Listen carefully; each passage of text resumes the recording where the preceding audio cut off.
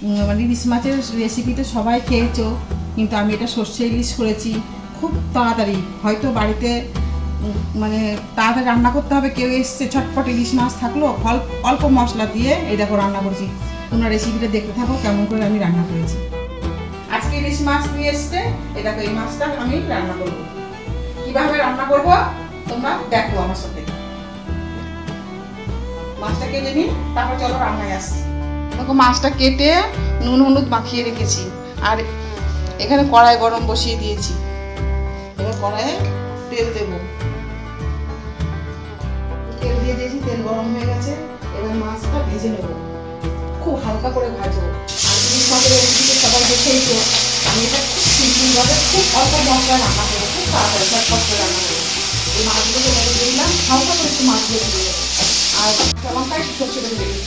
এটা হচ্ছে মশলা, আর একটু হলুদ দেবো। এই মাছটা দেখো এক পিঠ হয়ে গেছে, হালকা করে ভাজবো, বেশি কড়া করে ভাজবো না, বুঝেছো? এমন করে ভাজ ভেজে নেবো, এরকম করে সব কটা মাছ ভেজে নেবো। দেখো তুলে নিলাম, তোমাকে বললাম না অল্প করে ভাজবো মাছগুলোকে, অল্প হালকা করে এরকম করে আবার এই পাঁচটা ভেজে নেবো। ভেজে নিয়েছি, ওই তেলের মধ্যে ইলিশ মাছের দেখো তেল ছিল, এই তেলটা দিয়ে দেবো। হলুদ আছে, কাঁচা লঙ্কা বাটা আছে, আর সর্ষে বাটা। এটা দেখুন জল দিয়ে একবারে দিয়েছি, দিয়ে নিচ্ছি।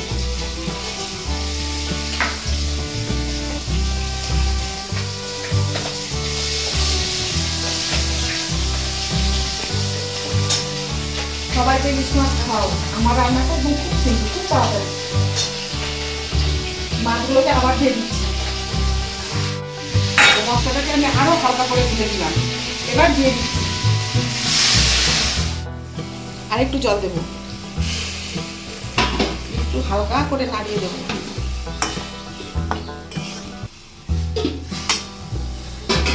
নুন তো ভাজার সময় ছিল, আর তো মশলার সময় তো দিইনি, এবার একটু উপর দিয়ে নুন দিয়ে দেবো।